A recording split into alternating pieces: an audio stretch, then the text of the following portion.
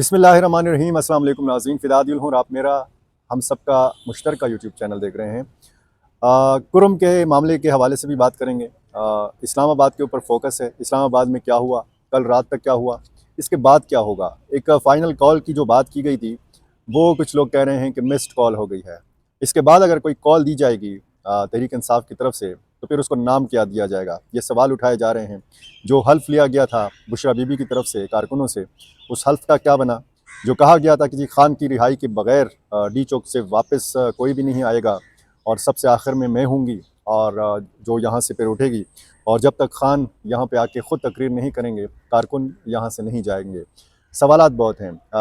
वफाकी हुकूमत की या इस्टेब्लिशमेंट की हिकमत अमली क्या रही, ये हिकमत अमली कामयाब हुई या नाकाम हुई, इस हवाले से भी बात हो रही है, सवालात उठाए जा रहे हैं। शहीद होने वालों की तादाद क्या है। एक तो बताया जा रहा है कि जी 4 रेंजर्स के एहलकार और 2 पुलिस एहलकार शहीद हुए हैं, कुछ ज़ख्मी हुए हैं। इसी तरह मुतज़ाद इतलात हैं पाकिस्तान तहरीक इंसाफ के कारकुनों के हवाले से, और ये कहा जा रहा है, ये दावा किया जा रहा है कि बहुत ज़्यादा शहादतें हुई हैं लेकिन लाशें छुपाई जा रही हैं। पिम्स हस्पताल ने एक वजाहत जारी की है जिसमें उन दावों की ज़ाहिर है कि फिर नफ़ी होती है। देखना अब यह है कि जो सूरत हाल है उसको कंट्रोल कैसे किया जाएगा। जिस हद तक अगर इस्लामाबाद के हवाले से बात की जाए, तो फिर कहा जा रहा है कि इस्लामाबाद की तमाम अहम शाहराहें जो हैं वो खोल दी गई हैं और ज़िंदगी मामूल पर आ गई है। क्या अब ज़िंदगी मामूल पर रहेगी? क्या तहरीक इंसाफ अब आराम से बैठ जाएगी? क्या तहरीक इंसाफ के कारकुनों का एतमाद, जो इससे पहले भी जिसको ठेस पहुँचाई जाती रही, लीडरशिप वहाँ पे गई, वहाँ पे गायब हो गई, लीडरशिप वहाँ पे गई, वहाँ से फ़रार हो गई, इस किस्म के अल्फाज का इस्तेमाल किया जा रहा है।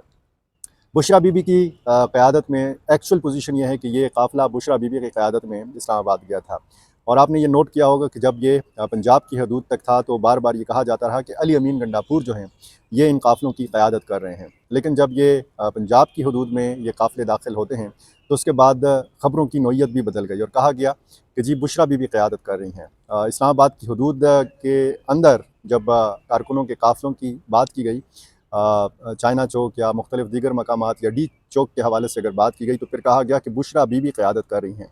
यानी खैबर पख्तूनख्वा की हदूद के अंदर अली अमीन गंडापुर क़यादत करते रहे और उसके बाद फिर बुशरा बीबी क़यादत करती रहीं। कुछ लोगों ने ये बताया है कि चूँकि एक ख़ातून की क़यादत पख्तूनों को कबूल नहीं हो सकती, या एक पंजाब से ताल्लुक़ रखने वाली ख़ातून जो हैं वो यहाँ पे कैसे आ सकती हैं और कैसे पख्तूनों की क़यादत कर सकती हैं। बहरहाल रफ्ता रफ्ता जैसे जैसे हालात जो हैं ये जैसे जैसे दिन गुजरेंगे, सवालात बढ़ेंगे और दबाव बढ़ेगा बुशरा बीबी के ऊपर भी और अली अमीन गंडापुर के ऊपर भी। वो जब इस्लामाबाद से गायब हुए, तो फिर अगली सुबह पता चला कि वो मानसेरा पहुँच चुके हैं, यानी खैबर पख्तूनख्वा में वो दाखिल हो चुके हैं। उस वक्त भी ये खबरें आई थी लेकिन गैर मुसद्दक़ा खबरें थीं। अब जब मानसेरा के अंदर इन्होंने प्रेस कॉन्फ्रेंस की, तो यहाँ बुशरा बीबी मौजूद नहीं थी। अली अमीन गंडापुर ने कहा कि धरना जारी रहेगा। अब धरना कहाँ पे जारी रहेगा, ये सवाल अभी तक तशना है, इसका जवाब किसी के पास नहीं है। इसके बाद एहतजाज कब होगा? कहा जा रहा है कि एक अच्छा मौका था इमरान खान की रिहाई का, जो गंवा दिया गया है। सूरत हाल कहाँ जाके रुकेगी? एक तो रियासत की जो हिकमत अमली है, इसके हवाले से भी सवाल उठाया जा रहा है, और दूसरा इस हिकमत अमली के हवाले से भी कि क्या ये जो एहतजाज था ये गैर मुनज़्ज़म था। जिस तरीके से कारकुनों की जानें गई हैं, जिस तरीके से वो ज़ख्मी हुए हैं, तो उस हवाले से भी सवालात हैं। और क्या एक मुकालमे की ज़रूरत है? हल क्या है? कहा जाता रहा कि जी एक इख्तियार है खैबर पख्तूनख्वा के पास, हुकूमत के पास, वो इख्तियार वफाक के ऊपर चढ़ाई के लिए इस्तेमाल किया जा रहा है।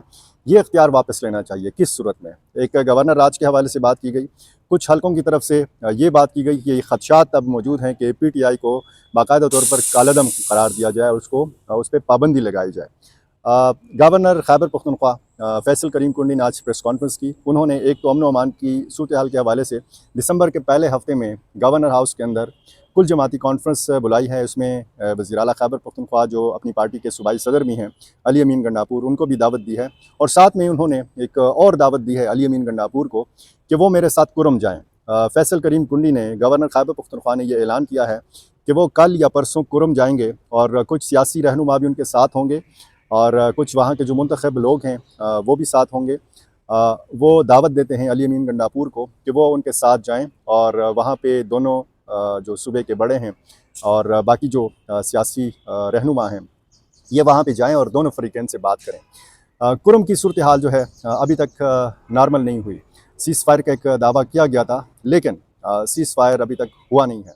मज़ीद झड़पें हुई हैं, मज़ीद शहादतों की ख़बरें आई हैं।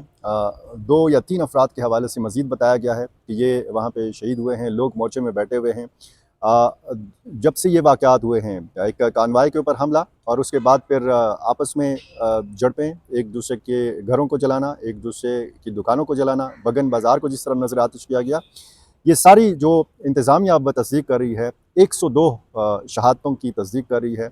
जो कानवाई पर हमला हुआ था उसमें बाकायदा ये तस्दीक की गई है कि 52 अफराद जो हैं ये उस वाक़े में अब शहीद हैं, क्योंकि जो शहादतों की तादाद थी उसमें रफ्ता रफ्ता फिर इजाफ़ा होता गया, क्योंकि बाद में ज़ख्मी भी ज़ख्मों की ताब ना लाते हुए दम तोड़ते गए।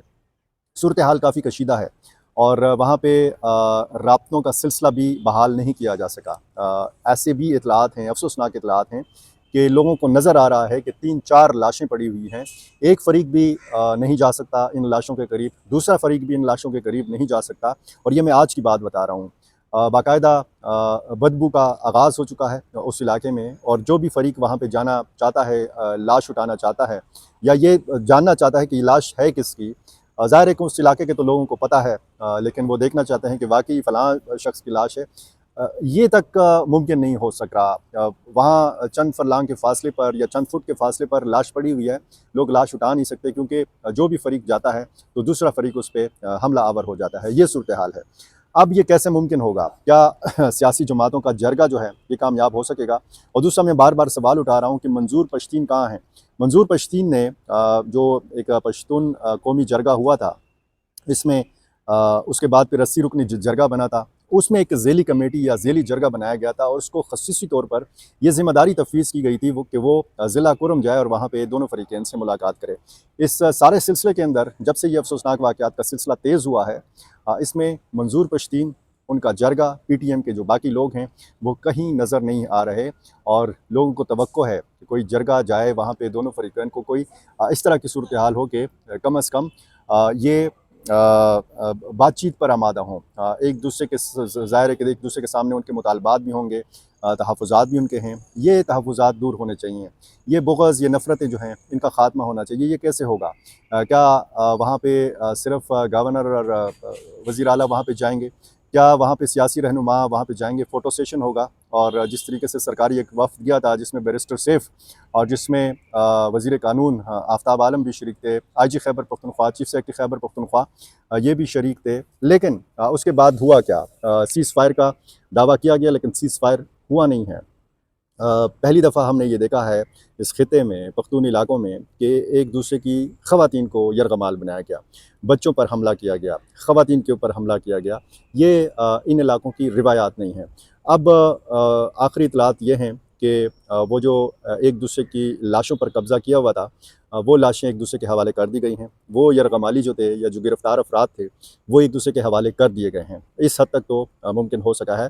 लेकिन मोर्चों में लोग बैठे हुए हैं। मोर्चों में लोगों का बैठना ख़ासा ख़तरनाक है।